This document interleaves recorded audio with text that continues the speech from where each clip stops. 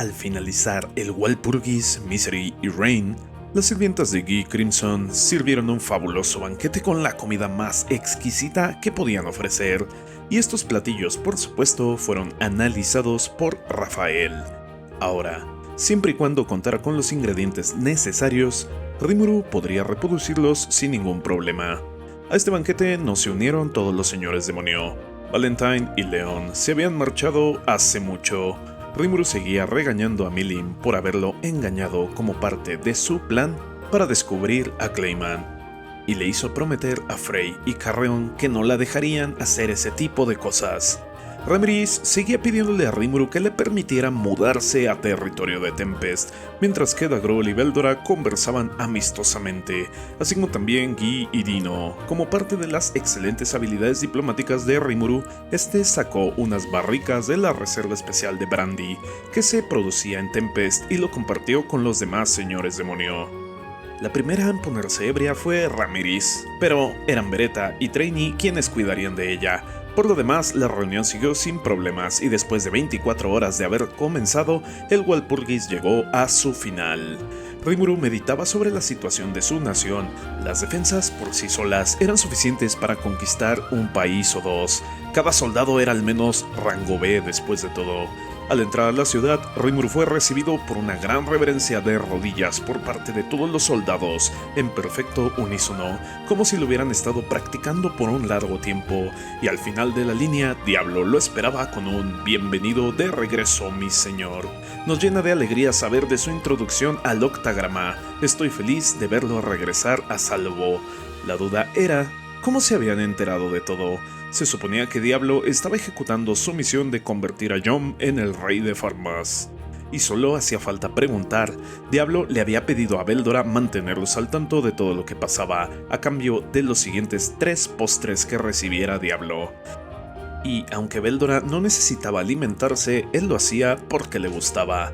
Diablo y Xion intercambiaban sus propias noticias entre ellos, como compitiendo por quién era el mejor secretario.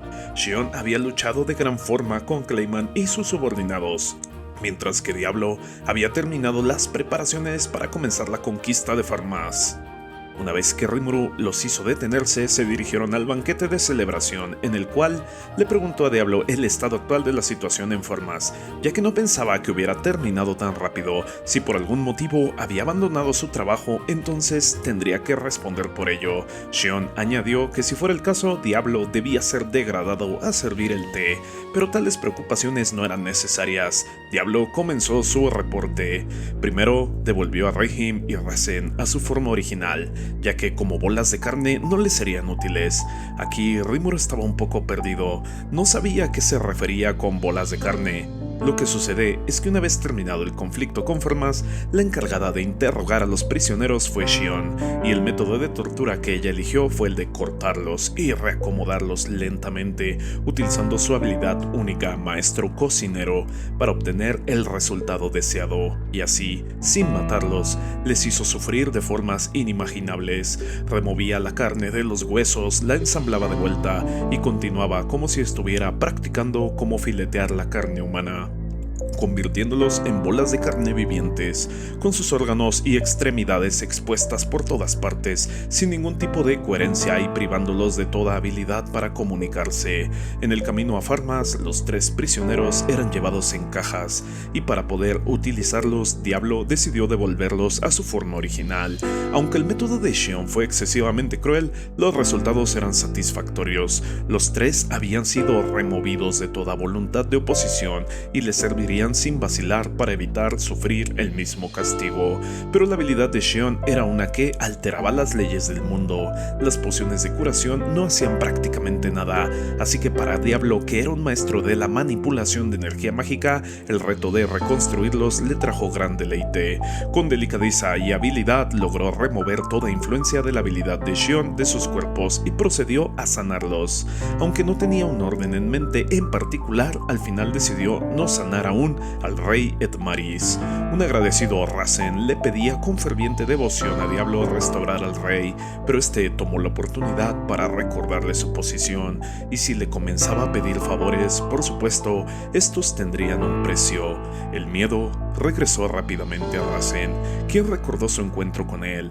Al principio creyó que se trataba de un archidemonio y una calamidad que podía traer devastación a una nación entera por sí solo, pero más temprano que tarde se dio cuenta de que era algo aún más terrorífico. Este ser ni siquiera emanaba una aura mágica, a los ojos no entrenados lucía como un humano normal, un ser que podía pasar sin ser detectado entre las multitudes. Era el peor tipo de amenaza existente. Cuando se dieran cuenta de su naturaleza ya sería demasiado tarde. Además, se trataba de un ser nombrado. Este terrible ser era Diablo, uno de los demonios primordiales. Lo más terrible, sin embargo, era que este ser le servía a alguien más. Para que un demonio tan poderoso fuera el súbdito de otro, no podía comenzar a imaginar la envergadura de la amenaza que representaba el señor demonio Rimuru. Al darse cuenta de esto, cayó sobre sus rodillas y juró su lealtad absoluta a Diablo, pidiéndole permitirle convertirse, así fuera el más bajo de ellos, en uno de sus sirvientes, con su cuerpo y alma para obedecerle en todo, si con esto era suficiente para que sanara a su rey Edmaris. Diablo no tenía intención de asesinarlos sin que Rimuru lo ordenara, pero, a pesar de eso, necesitaba primero que los nobles de Farmas lo vieran en ese estado, para que comprendieran el terror inimaginable al que se enfrentaban al oponerse a él. Le dijo que por ahora los perdonaría, pero que dependiendo de sus acciones en el futuro, todo aliento de existencia en la tierra de Farmas sería extinguido, y hablaba en serio. Rahim, el arzobispo, lanzó su cabeza al suelo en reverencia, solicitando que por su misericordia les ordenara cualquier cosa y le obedecerían en lo mejor de su habilidad, y estaba solo a milímetros de comenzar a lamer sus botas. En este punto, el rey y sus anteriores lealtades habían dejado de importar. Con tal de salvar su vida, el reino de Farmas había sido completamente abandonado, pero Edmaris no era tan tonto. Se había equivocado, pero era en base a la ignorancia. Con su nuevo conocimiento no condenaría a su nación a la extinción, así que con la poca habilidad de habla que aún conservaba, en su forma mutilada declaró: como el último rey de Farmas, prometo que proveeré cualquier y todo tipo de apoyo a usted, señor Diablo. Y este le prometió que si eran obedientes garantizaría que no sufrirían por seguir sus órdenes. Rasen y Rahim entraron por delante al castillo del rey Edmaris, cargándolo en una caja y mostrando a todos el deplorable estado en el que se encontraba. La confusión dominó por completo el reino y los corazones de todos los nobles. Después de varios días sin poder contactar con su ejército, los únicos que regresaron fueron Shogo y Rahim, aunque pronto se aclaró que Shogo había muerto y era Rasen quien utilizaba su cuerpo. Además, el rey Edmaris, que había sido mutilado más allá de poder ser reconocido. El primero en verlo, un guardia real, no pudo hacer nada sino gritar lleno de horror con solo mirarlo. Atraídos por el grito, otros nobles comenzaron a entrar y sus reacciones no fueron distintas, entre llantos, vómito y algunos de ellos simplemente desmayándose de la impresión. Pocos fueron los que tuvieron la cordura suficiente para ordenar que se le tratara de inmediato, pero no importaba si era médico, mago o sacerdote de la Santa Iglesia, todo tipo de tratamiento fue infructuoso. Rasen fue interrogado, pero no tenía la más mínima intención de traicionar las órdenes de Diablo, quien ya le había dado todos los detalles del plan de Rimuru y había decidido que era el único camino viable para que al menos algunos de los ciudadanos de Farmas tuvieran una vida lo más cercano a lo normal. Las preguntas llovían sobre Rasen, y los nobles, que estaban sumamente nerviosos, no le permitían ni siquiera dar su testimonio, hasta que el marqués de Mioler ordenó que se le permitiera hablar. Este era uno de los nobles conocidos de Fuse, que habrían de apoyar el levantamiento de Yom como parte del plan de Rimuru, y que además era muy respetado entre toda la nobleza de Farmas. Y siguiendo con el plan de Diablo, Rasen explicó que la condición podía ser sanada.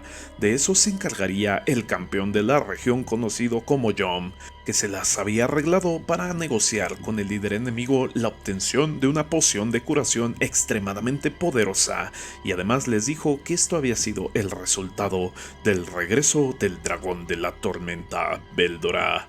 El miedo y el caos reinaron, todos temían el regreso de Veldora, algunos llamando a la huida antes de que fuera tarde, otros querían reportar todo a la Santa Iglesia para que enviaran un grupo de cruzados cuanto antes, y los más positivos esperaban poder contactar al general Folgen en el campo y hacer que todo el ejército regresara de inmediato. La siguiente información les haría entender la cruda realidad.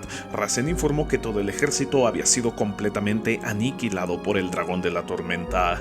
Con tono lúgubre siguieron preguntando si la iglesia había mentido al decir que Veldora fue sellado para siempre, pero la información indica que los dragones no pueden desaparecer. Si se fuera a dar el caso, simplemente renacerían en algún otro lugar tiempo después, y fue una terrible coincidencia que apareciera ahí. Entonces, ¿cuántos sobrevivientes había? ¿Cuántos soldados podían contar?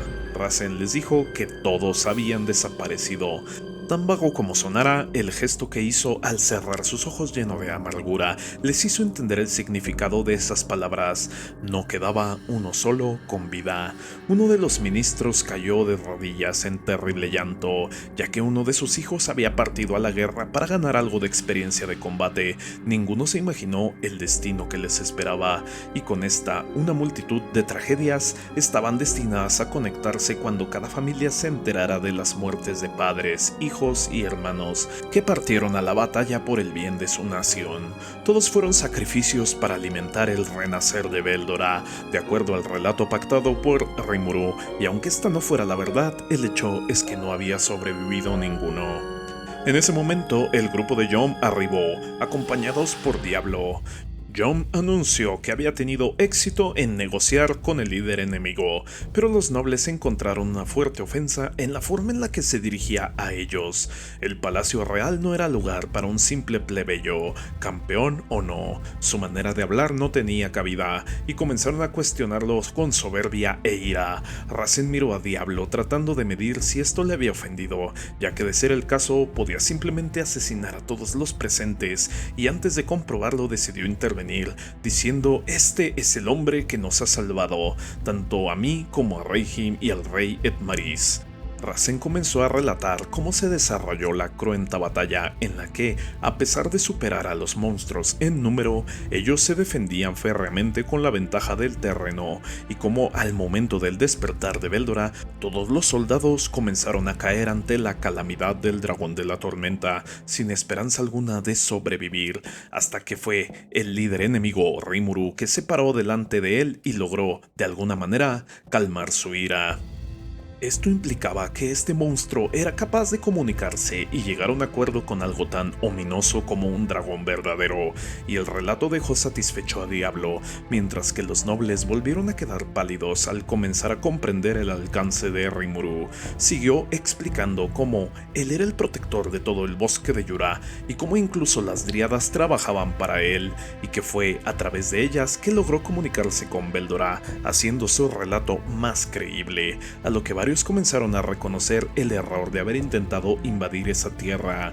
Yom entonces dio parte de su relato, como cuando derrotó al desastre orco, también como un relato divulgado por conveniencia de Rimuru. Estuvo trabajando con él todo el tiempo, y se trataba de alguien de mente y corazón abiertos. No debían temer represalias inmediatas, pero uno de los nobles más necios, Carlos, interrumpió diciendo que entonces utilizarían a Yom como su mensajero más tarde para hacerle llegar sus demandas a Rimuru, por lo que le ordenó retirarse hasta que fuera llamado. Pero Yom no le debía lealtad ni respeto a ninguno de ellos. Continuó diciendo que la declaración de guerra contra Rimuru no llegó sin consecuencias, ya que habían perdido algunos de sus compañeros en la batalla, y por supuesto esto le había enojado. Carlos seguía en su postura, afirmando que como campeón de Farmas su deber era ayudarlos, no les debía más que lealtad y obediencia. Ahora Yom trató de hacerlo entrar en razón. Era un hombre nacido y criado en Farmas, y no deseaba que cayera ningún mal sobre su país, pero si seguían así, iban a tener que cortar algunas cabezas antes de que Diablo se molestara. Si se estaba comportando era solo porque Rimuru se lo ordenó, pero una vez decidiera intervenir, no solo los presentes, sino toda la gente de Farmas estaba condenada a la muerte. Tal era la amenaza del mal conocido como Diablo. Racen coincidió y ordenó a Carlos callar. no le permitiría decir una palabra más hasta que entendiera la situación por completo. Los únicos sobrevivientes fueron ellos tres, y fue solo gracias a la intervención de Jon que Rimuru decidió dejarlos ir con vida, de tal suerte que el rey cayó bajo una maldición que lo dejó en su estado actual.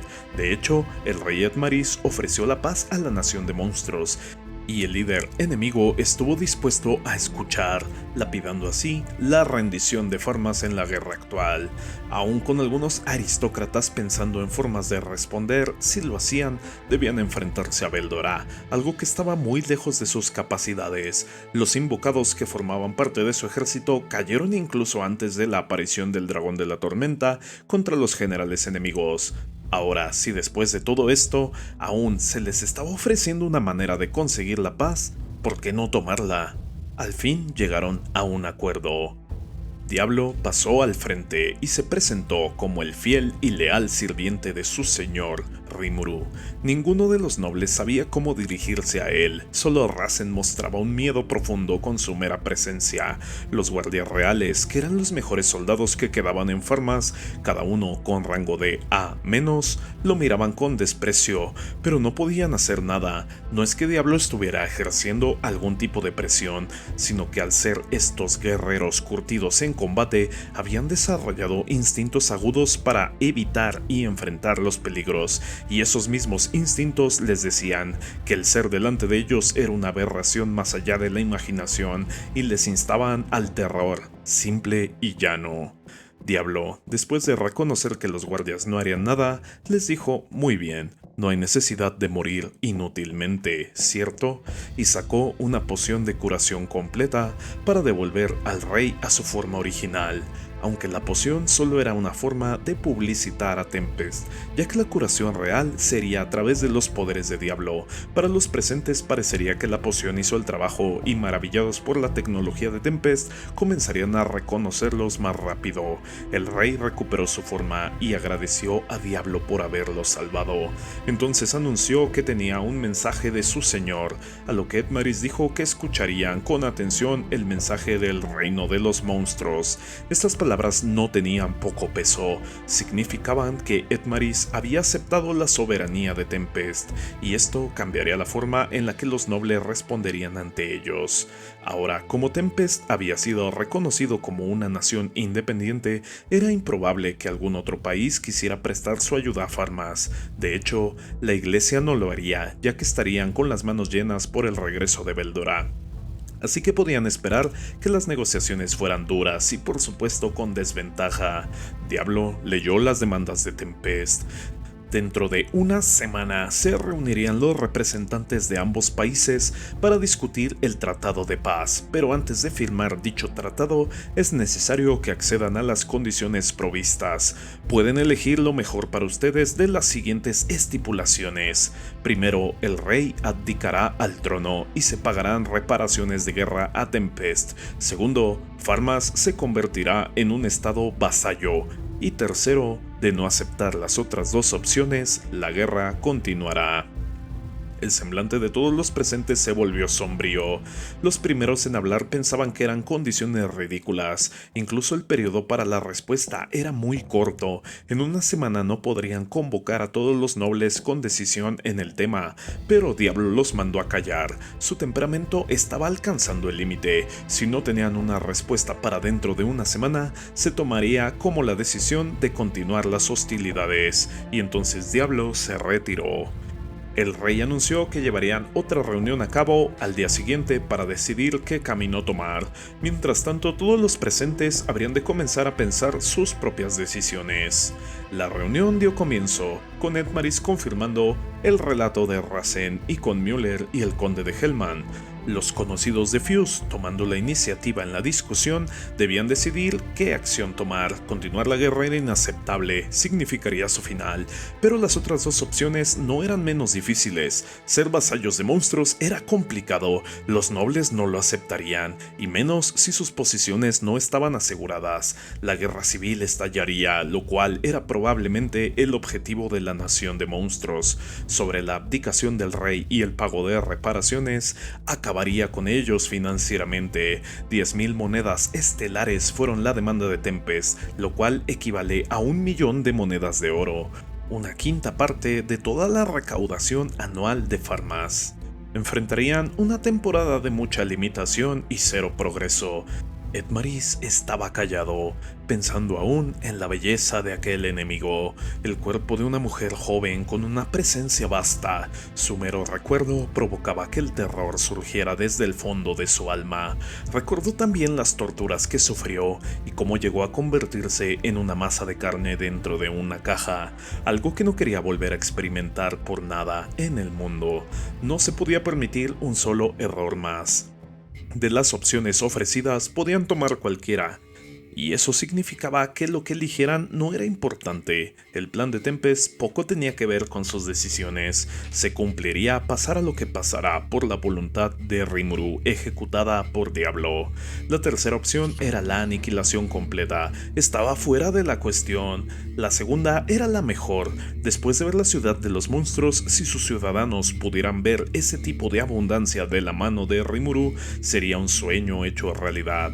Pero para cualquiera que no conociera a Tempest, era impensable convertirse en sus vasallos. Los nobles no lo aceptarían.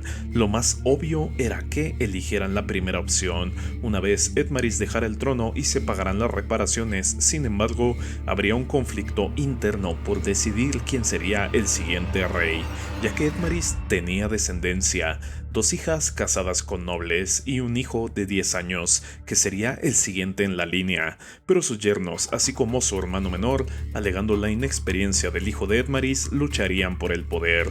La facción leal a la corona trataría de llevar al hijo de Edmaris al trono, y los nobles tratarían de asesinarlo a toda costa. La guerra estallaría y probablemente el que se levantaría como rey sería el campeón del pueblo, Yom. Edmaris no era tonto, aunque el plan no era tan evidente. Después de ser entrevistado exhaustivamente por Diablo, pudo ver que de eso se trataba, disfrazar a Farmas como una nación soberana, mientras que el nuevo rey Yom servía secretamente a Tempest. Parecería que son naciones aliadas, pero solo serían sus vasallos, así que en efecto su decisión no importaba. Edmaris expresó que la nación de los monstruos era en realidad un lugar pacífico y bien desarrollado. Los demás lo tomaron como una insinuación de su decisión de convertirse en un estado vasallo, pero sabía que era inútil proponerlo, entonces se disculpó. La guerra fue un error, desafiar a Rimuru fue un error, y cualquier otra equivocación era la muerte para su pueblo. Desde el inicio no los invadió por el bien de la gente, sino por mera codicia, y ahora estaban pagando las consecuencias. Entonces procuraría tomar el mejor camino para no afectar a las personas. Mjolnir y el conde de Hellman le apoyaron, diciendo que no merecían esas palabras de humildad. Todos los demás nobles reconocieron estas palabras e hicieron reverencia al rey. Las negociaciones se extendieron toda la noche, con Yom y su equipo como consejeros invitados. Este fue el reporte de Diablo, quien afirmó haber hecho un buen trabajo sacudiéndolos. Rimuru tenía mucho que decir al respecto. Para empezar, Diablo les mostró el cubo de carne para hacerlos sentir miedo. Era territorio de señores demonio el que estaban pisando ahora, pero en serio. Y después, 10.000 monedas estelares era una cifra astronómica, algo imposible de considerar. De acuerdo a su comprensión del mundo, una moneda de oro era el equivalente a aproximadamente $1.000 de su mundo, y a su vez 100 de estas eran apenas una moneda estelar. En el mundo no había mucha necesidad de dinero, porque no había un sistema económico formal. Los pueblos usualmente trabajaban y comerciaban con el trueque. Las monedas solo se utilizaban en las grandes ciudades. Quizá el objetivo de Diablo era el de crear una superpotencia económica que fuera capaz de establecer el modelo financiero del mundo, comenzando por amasar una gran cantidad de monedas, las cuales por convención general eran producidas en las fundidoras del reino de Dwargon. Hablando del dinero de ese mundo, la idea general era que una moneda de cobre valía 1 como unidad fundamental, una moneda de plata valía 100 de cobre y una moneda de oro 10.000 de cobre. Entonces la demanda de 10.000 monedas estelares era el equivalente a 10.000 millones de la moneda de ese mundo, y aunque era una cantidad ridícula, no era el objetivo de Diablo. Si fueran a pagar eso, causaría un caos financiero en su país. Aunque podían acordar un plan de pagos a largo plazo, lo más probable era que intentaran darle esa responsabilidad a un tercero y simplemente hacer que abdicara el rey, ya que la segunda y tercera opción que les dio no eran realistas, por mucho que Diablo hubiera preferido exterminarlos. Seguramente pagarían una parte y después acordarían pagar el resto con algún otro tipo de bien, y si este otro era incapaz de traducirlo en monedas, ya no sería responsabilidad del reino responder por lo demás. Pero todo iba dentro del plan. Incluso en este caso podrían al menos obtener 1000 monedas estelares, y es que no había ningún uso inmediato para esas monedas. Lo más probable es que las tuvieran almacenadas. Al valer tanto, era increíblemente complicado utilizarlas en transacciones. A menos que tuvieran un enorme proyecto de desarrollo, simplemente no había forma de que gastaran ese dinero. Así que lo tendrían a la mano para hacer el primer depósito, el cual serviría para cumplir con las preparaciones del resto del plan de usurpación de Farmas. Por lo demás, Edmaris, Razem y Raihim podrían estar libres, pero eran las marionetas de Diablo a través de su habilidad Tentación. Desde el momento en el que perdieron su voluntad de resistirse ante Diablo y le ofrecieron su lealtad, su alma fue atada a la habilidad y ahora Diablo podría obligarlos, de ser necesario, a obedecer cualquier orden o incluso matarlos solo con el pensamiento. Con estos 3 peones, el resto debería ser fácil. La situación actual era que, con los soldados del rey muertos a manos de Rimuru, no había nadie en todo Farmas que tuviera la voluntad de proteger al rey. Entonces, este abdicaría y probablemente sería asesinado para alzar a un nuevo rey de entre los nobles. Yom intervendría como el protector de Edmaris en la guerra civil que estallaría. Él sería el más propenso a convertirse en el nuevo rey con el apoyo de Tempest como una nación aliada. No habría forma en la que la facción noble pudiera repeler una fuerza combinada de los soldados leales a la corona, el equipo de Yom y una unidad de asalto de Tempest. En poco tiempo habría un nuevo rey. Tenían que enviar recursos y refuerzos para Yom cuando Rasen lo reportara necesario. Sobre la posibilidad de que alguna otra nación interviniera, Fuse y Gazelle estaban haciendo todo para presionar a las naciones vecinas y a su propio gobierno de no realizar ninguna acción favorable para Farmas u hostil para Tempest, pero llegado el caso, Diablo entraría en acción, así que no había de qué preocuparse. Rimuru le dio su visto bueno y le ordenó continuar como decidiera conveniente. Entonces Haruna entró con un nuevo postre para todos los presentes. Según el trato que hizo Veldora con Diablo, recibió su postre en su lugar. Rimuru le preguntó a Diablo cómo es que había regresado sin que se encontraran en el camino. El momento de su regreso del Walpurgis y el de Diablo debían ser similares. Después de que Diablo amenazara a los nobles, él fue a investigar el estado financiero del país para refinar su estrategia, y en ese momento fue llamado de regreso a Tempest por no otro que Veldora. Rimuru entonces supo que Veldora había hecho algo problemático. Lo llamó diciéndole que no podía sacar a las demás personas de su trabajo. Él intentó escapar, pero Rimuru confiscó sus postres como castigo. No podía permitir que Veldora estuviera dándole órdenes a los demás, eso arruinaría la cadena de comando. Además, podría intervenir con los planes y proyectos de los que cada uno eran responsables. Afortunadamente, Diablo era lo suficientemente hábil para seguir realizando su trabajo, aun si Veldora le hacía perder el tiempo. Era tranquilizador contar con alguien tan eficiente en su trabajo. Los planes de Diablo se desenvolvieron exactamente como los había imaginado.